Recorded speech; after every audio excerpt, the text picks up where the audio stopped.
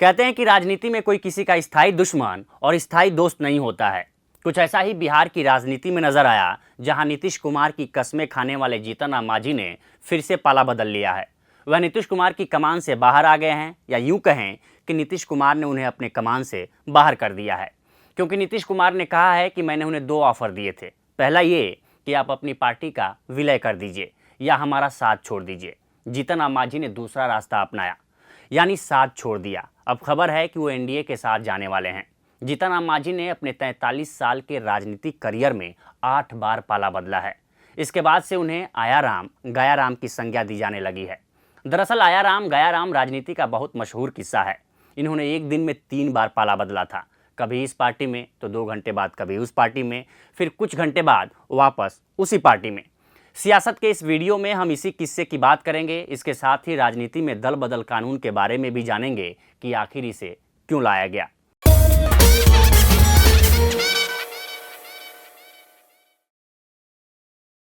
नमस्कार, मैं उपेंद्र कुमार। सियासत में आज बात राजनीति की मशहूर घटना आया राम गया राम की। लेकिन उससे पहले एक अपील है, अगर आपको सियासत की मेरी कहानियां अच्छी लगती हैं तो आप क्विंट मेंबर बनिए और हमें सपोर्ट कीजिए।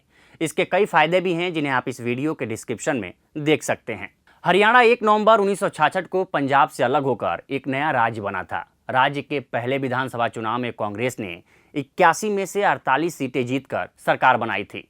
इस चुनाव में भारतीय जनसंघ को 12 सीटें, स्वतंत्र पार्टी को 3 और रिपब्लिकन पार्टी को 2 सीटें मिली थीं। 16 सीटों के साथ निर्दलीय विधायकों का धड़ा दूसरा सबसे बड़ा समूह था। कांग्रेस की तरफ से भगवत दयाल शर्मा ने मुख्यमंत्री के रूप में 10 मार्च 1967 को शपथ ली। लेकिन एक सप्ताह के भीतर ही कांग्रेस पार्टी के 12 विधायकों के दल बदल के कारण सरकार गिर गई। इन विधायकों ने हरियाणा कांग्रेस के नाम से अपना एक अलग समूह बना लिया। निर्दलीय विधायकों ने भी यूनाइटेड फ्रंट नाम से अपना एक अलग समूह बना लिया। ऐसे करके यूनाइटेड फ्रंट के तहत विधायकों की संख्या 48 तक पहुंच गई। इसके बाद विपक्षी दलों ने मिलकर संयुक्त विधायक दल बनाया और 24 मार्च 1967 को राव बीरेंद्र सिंह ने संयुक्त विधायक दल के बैनर तले सीएम के रूप में पदभार संभाला। राव ने कांग्रेस के टिकट पर पटौदी से चुनाव जीता था। हालांकि अनिश्चितता के उन दिनों को परिभाषित करने वाला कोई एक व्यक्ति था, तो वो थे विधायक गयालाल। 9 घंटे के भीतर उन्होंने 2 बार पाला बदला।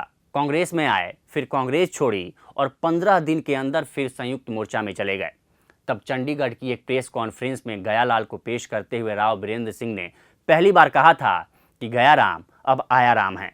इसके बाद से ही ये शब्द भारतीय राजनीति का जुमला बन गया। जब भी कोई पाला बदलता है तो उसे आया राम गया राम की संज्ञा दी जाती है।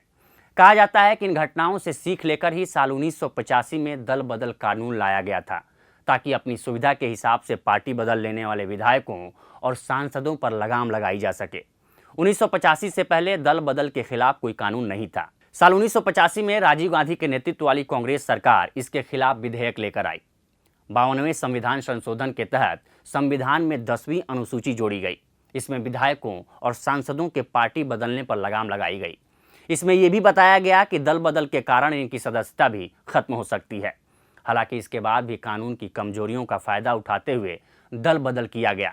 फिर साल 2003 में इस कानून में संशोधन किया गया। जब यह कानून बना तो प्रावधान ये था कि अगर किसी मूल पार्टी में बंटवारा होता है और 1/3 विधायक एक नया ग्रुप बनाते हैं तो उनकी सदस्यता नहीं जाएगी। लेकिन इसके बाद भी बड़े पैमाने पर दल बदल हुए और ऐसा महसूस किया गया कि पार्टी में टूट के प्रावधान का फायदा उठाया जा रहा है, इसलिए प्रावधान खत्म कर दिया गया। इसके बाद संविधान में 91वां संशोधन जोड़ा गया, जिसमें व्यक्तिगत ही नहीं सामूहिक दल बदल को असंवैधानिक करार दिया गया। हालांकि अभी भी विधायक कुछ परिस्थितियों में सदस्यता गंवाने से बच सकते हैं। अगर एक पार्टी के 2/3 सदस्य मूल पार्टी से अलग होकर दूसरी पार्टी में मिल जाते हैं तो उनकी सदस्यता नहीं जाएगी।